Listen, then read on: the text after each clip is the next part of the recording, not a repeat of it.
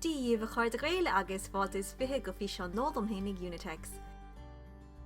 In nómh thomse chun díreach ar chuna sa dhéanam sé stadéir ar mo chanúnsa.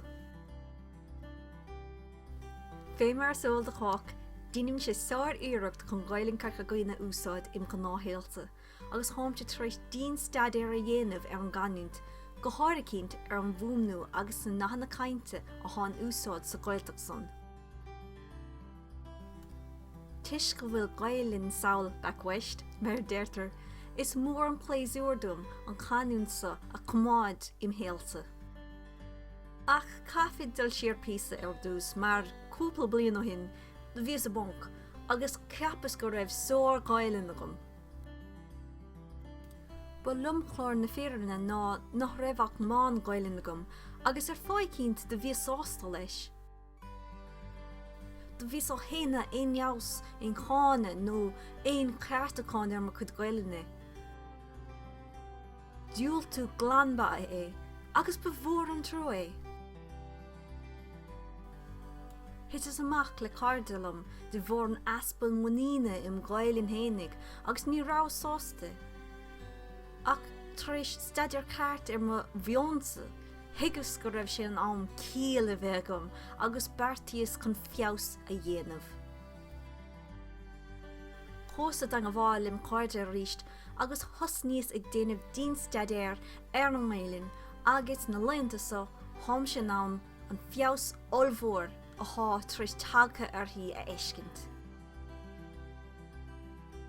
Seo hiad na rudí leanas a thá dhéanamh agam. Éistim na cainteoirí dúchais ar radiú na Gaeltachta. Tuis go bhfuil grágam do Gaeilge Corca Dhuibhne, éistim le saoile dheas an chud is mó ar radiú na Gaeltachta, ach thug go leor creailteoirí ann le meascán na chainíntaí acha. An son agus mé géisteacht, glacham síos nótaí buinte leis an ganúnt a chluisim ar an radio. Bím sé ag breanú ar chláir buintach leis an Gaeltacht. Agus ar nóig glacham nótaí agus mé a breanú artha.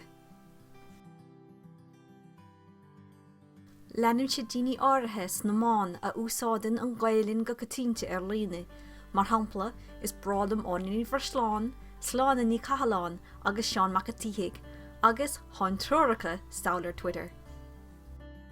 Úsádam sé fumanna Poncaí chun snas a chur ar mo bhúmnú. Abuir. Abuir. Aber. Agus bíon YouTube an úsáid agam leis. Comálasan, bím sé ag breanú ar na bhí seán a thá le fáilt ar an suíomh úntaach mar deirfa chun ceartacháin i dhéanamh ar mo chud Gaeilge. Léim sé leabhar a thás scríte im chanúnt.